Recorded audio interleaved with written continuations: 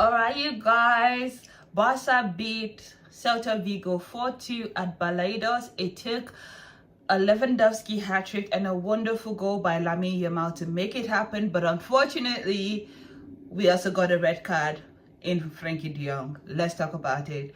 But first, if this is your first time seeing my videos, hi guys, I am Just Max, and on this channel I talk about football from the La Liga to the Prem to the UCL, and of course it's always going to be Vizca Barca for me on this channel.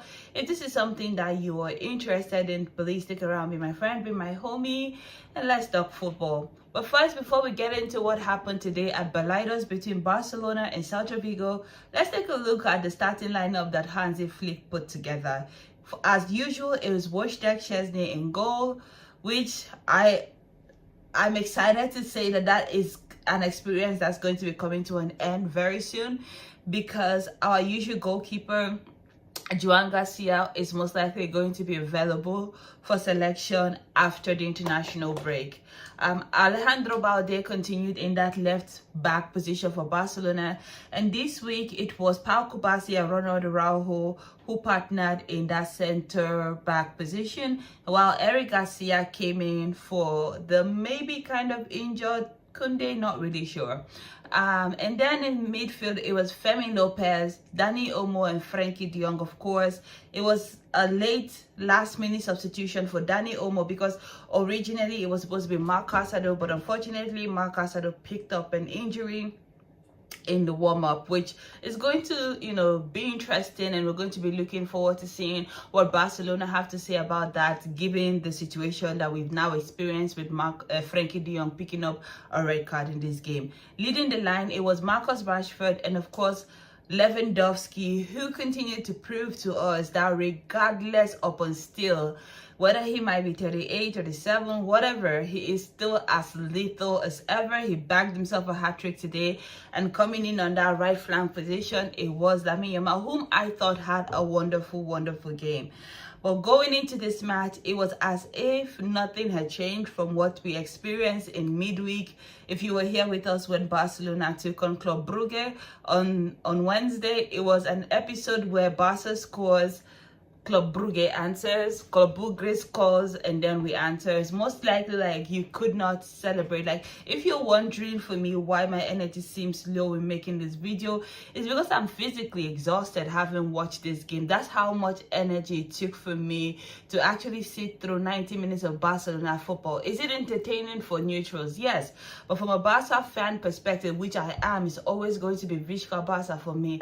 It was mad exhausting because we kicked things off in the 10th minute, where Barcelona have now been awarded a penalty thanks to a handball that was committed by Marcos Alonso in the Celta Vigo pen. And then, of course, Lewandowski steps up to take a good penalty, not the greatest penalty. In fact, it was the penalty that on any other given day, you would expect the Celta Vigo goalkeeper to actually save, because he did have a hand to it. He just kind of crept under his hand. So not the strongest of penalties from Lewandowski there, but at the very least, I'm glad that he got away with it. But then, as things started to progress, as Barcelona started to build on, I started to get a little bit comfortable. To my greatest surprise, we're pegged back. And the way it happened is such a very funny situation, because Marcus Rashford finds himself one-on-one, very good through pass. I want to say it's from Lamine Yamal to Marcus Rashford.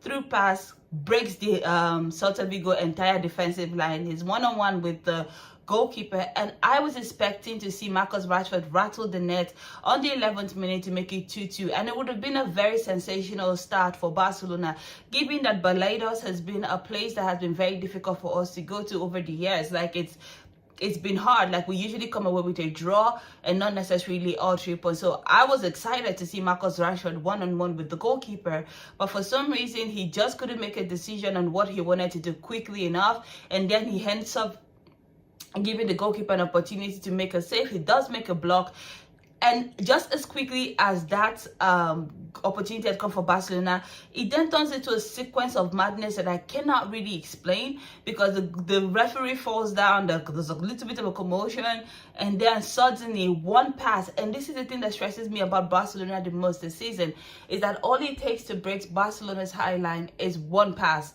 or 1-2 between two players, and it's done. 1-2 pass between the Celta Vigo players, and then you see a Celta Vigo player in very quick succession, like it's not even a minute, like he's now running up at Szczesny, and he didn't have the best first touch, by the way.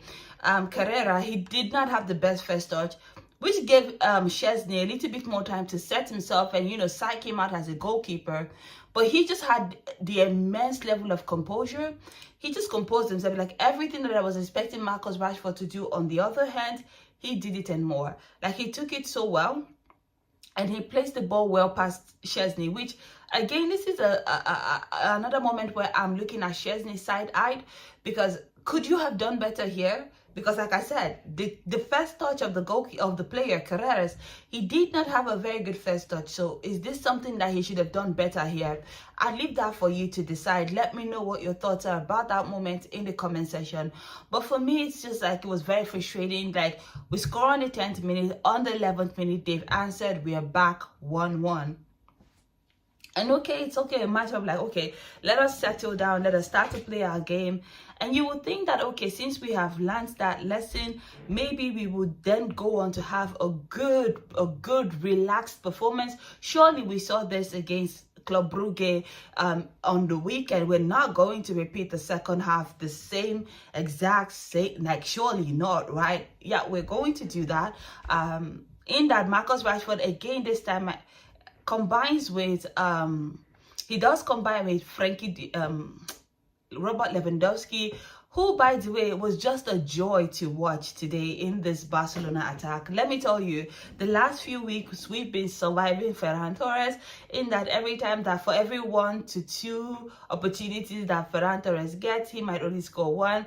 In every 10 opportunities, I should say rather, he might only score 1. But today, for every opportunity that Robert Lewandowski got, he was sharp as a needle, and he just kept on sticking it. This time around, it was a wonderful cross for Marcus Rashford into the box, where I don't even know what the Celta Vigo players were doing.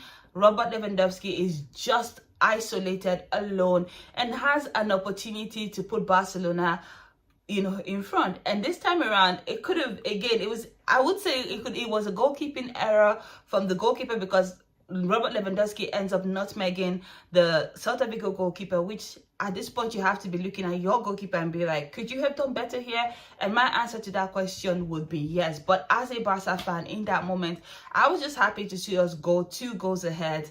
And my immediate thought, and I remember writing this on my TikTok at the time, like, I don't know if I should celebrate this Barca goal, only because of how things have been shaping since Wednesday up until now. It's given a sequence where Barca score, they answer, they score, we answer. It's like we've never really been able to hold a lead of late for more than 10 minutes. And honestly, if I'm being really honest with you, that is a very worrying trend. I don't know when that started. I cannot really explain it to you. The only thing that I can say to you is that for as much goals as we're going to score, we are also going to give the opponent as much opportunity to try and answer. Now, the onus then lies on the opponent to say, hey, we're gonna take the opportunities you give us and we're going to run with it. Because today, Celta Vigo didn't play so much, in my opinion, but they were sharp in front of goal. For every time that Barcelona gifted them an opportunity in front of goal, they took it. Because not long after Robert Lewandowski's second goal on the 37th minute, guess what? Barcelona are back conceding again. This time, Iglesias Borja. And honestly, it was a golazo. It was a golazo, but it also comes down from that high line being beaten. But again, we did do very well in this goal to recover very well, and then try to have a defensive positioning. But it was all so wrong. It was so wrong from Barcelona that at the end of the day, Iglesias Borges is at the edge of the Barca box, and he has so much time and space to be able to hit a very good shot, which he says, thank you, I will do that every single day of the week. and he hit a golazo. And again, I'm looking at Chesney. Could you have done better? Like, I know it's a golazo, but I don't know. Like, at this point, I cannot wait. I cannot wait to have Joan Garcia back in goal for Barcelona. It's been a run of 10 games where Barcelona has not been able to keep a clean sheet. The last time that Barcelona had a clean sheet, I think it was Garcia in the post. Like, I'm just tired of this high-risk football. Now, this is at the point where I want to talk about this high line. Yes, I know we did end up going on to win this game in the second half, but I just want to talk about this high line a little bit more here. Everything that's gone wrong with Barcelona this season has come down to the fact that a lot of the coaches now have a full season of film to study Barcelona. Why was the high line so successful last season? Because it came out of left field for everybody. They do not expect Barcelona to play this way. So it's kind of shocking for them to see Barcelona doing it. And sometimes you have to ask yourself, are they going to do this against me and the quality that I possess? So a lot of the times, many of these managers were like, surely not. And then they come to the game and then it happens and they were like, oh, we didn't prepare for it, da da da. But now they realize, okay, this is how you want to defend. Well, thank you for giving us a season-long film. We're going to study how you played in the Champs, how you play in La Liga, and how you play in the Copa del Rey. And we are going to figure out the best tactic to nullify your attack. And this is what they have done. The ball over the top for Barcelona is an Achilles heel every single day of the week. The ball out wide for Barcelona is an Achilles heel every single day of the week. I cannot explain to you the last time, I cannot tell you the last time as a Barca fan when I sat down relaxed to watch a Barca game. It's always as if every single time we are playing Russian roulette with our games, and it's exhausting. I feel so drained emotionally, psychologically. Watching this game was so intense because every goal that we've conceded this season, it's not been so wonderfully created. Like, it's just the same thing, copy, paste, and repeat. Every single team that has defeated us this season is, except for Real Madrid, but like every single body else is the same tactic, copy, paste, and repeat. And honestly, it's exhausting. It's exhausting for me, my mental health, to be able to watch this Barcelona game. But am I going to turn up? I am, because like I said, it's always going to be Vizca Barca for me on this channel. But let me know what you think about this in the comment section. Because currently, this is not to tell Hansi Flick how to be a coach, but this is how I'm telling him based on me being a fan. I am so tired. But going after that, Barcelona did end up scoring one more goal. And this one, it's by Lamine Yamal in that first half. And let me tell you, I had given up hope. Like, I was so tired. I was like, you know what? I need to regulate my breathing. I need to calm down. I need to just like try and chill because, yo, this is insane work, you know. But out of nowhere, and really it's out of nowhere because again it was kind of like a ricochet. I think it was a Fermin Lopez pass, kind of ricochets and finds his way to Lamine Yamal. Very grateful, who then strikes a near post strike to the Celta Vigo goal, and it just kind of creeps in. At this point, if you're a Celta fan, you're going to be looking at your goalkeeper and be saying, listen to me, there is no reason why you should be getting beat at your near post. You should be having that covered every single day of the week. And of course, it was at a good height. So it's not even as if he had like a paintball or something crazy. It was a very good waistline kind of ball, near post, which the goalkeeper is expected to save every single day of the week. But fortunately for me and the Barca team today, the goalkeeper did not do that. So we go into the half 3-2 to Barcelona, and let me tell you, I was the happiest person to see the halftime whistle being blown, only because that means that we are going to hold our lead for more than 2 minutes. Yeah, I said it. It's what it was. Like, I just needed us to like go into the half at the lead, come back and reset, because every time they restarted the match, like, it's given we're going to concede. In the second half though, Barcelona would come out a little bit more structured. For whatever chaos there was in the first half, they came out a little bit more structured and they were able to pass the ball around.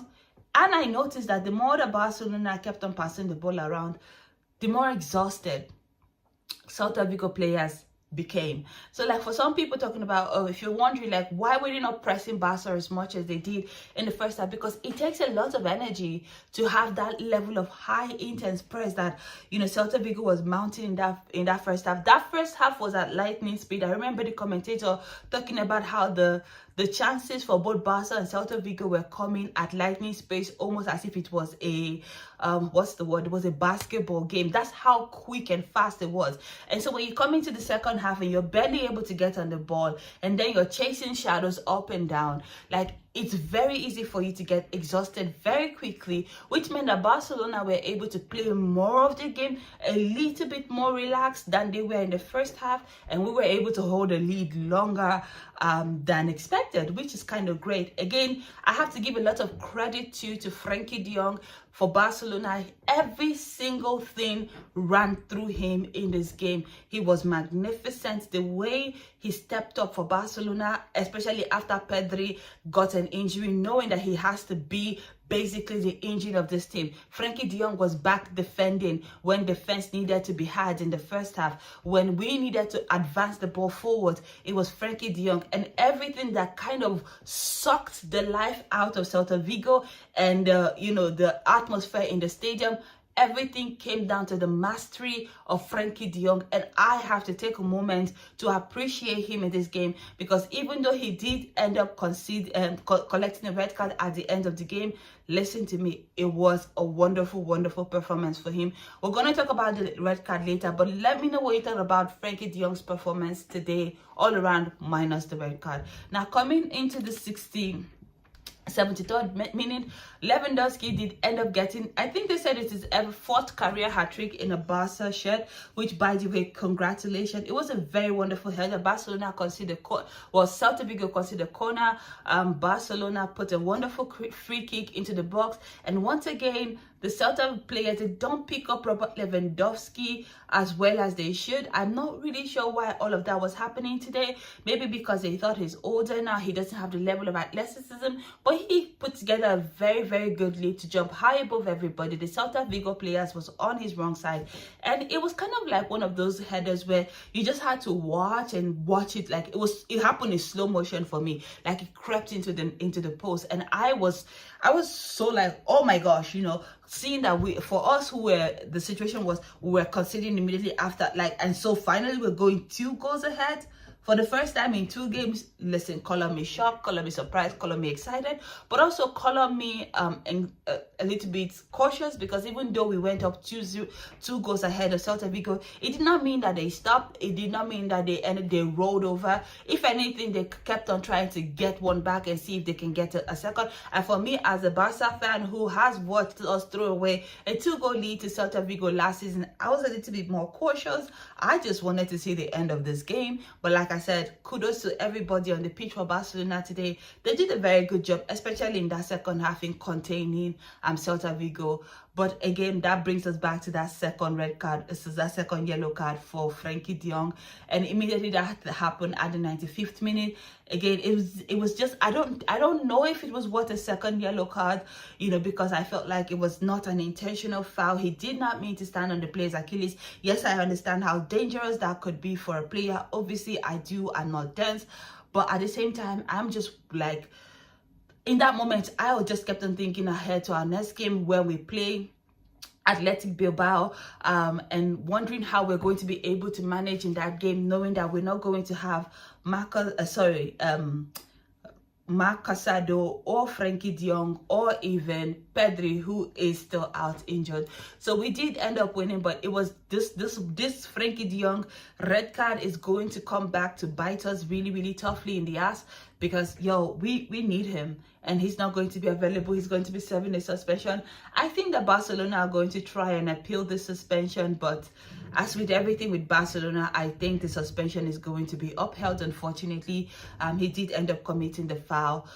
So in the next game against Athletic Bilbao, which is a very big game, even though Athletic Bilbao are nowhere near Barcelona this season, we still, we're going to need to be creative in midfield. Now, this brings me to my main point of why I brought this up, because at the start of the season, we've always heard that Barcelona were overloaded in midfield, and suddenly But now looking at our midfield and realizing with all these injuries that have happened to Pedri, to Frankie de Jong, to Marc Casado, we're now short on people. And I'm ever so glad that Barcelona did not end up letting go of Fermin Lopez or even Marc Casado, who is currently out injured. But let me know what you think about that in the comment section. And let me know who you think Hansi Flick will be coming up with to, you know, basically replace Frankie de Jong when Barcelona face Athletic Bilbao in the next match day. But for that was my review of this game. Today we go into the international break, which means that for a week I would have a reprieve from Barcelona football. I would get my heart rate in order and I will be mentally okay. But it does also mean that our players are going to be heading off to their national team to go and play for their teams in some competition. So my biggest prayer for them as they go over is that we don't get any further injuries to any of our teammates, our team members, because again, our season so far has been ravaged by injury, and we're basically walking on one leg. So hopefully everybody that goes out to the national team comes back healthy and safe and ready to continue our season in another week. But with this result though, wanted to highlight one thing very quickly before we get out of here. Barcelona closed the gap on Real Madrid, who started this match day with 5 points ahead of Barcelona, but now we've cut it down to 3 points. And this is how we're going to continue to build until we end up overtaking them in the standings. But that has been it for me. Let me know what you thought about this game. Let me know what you thought about my reviews. But until next time.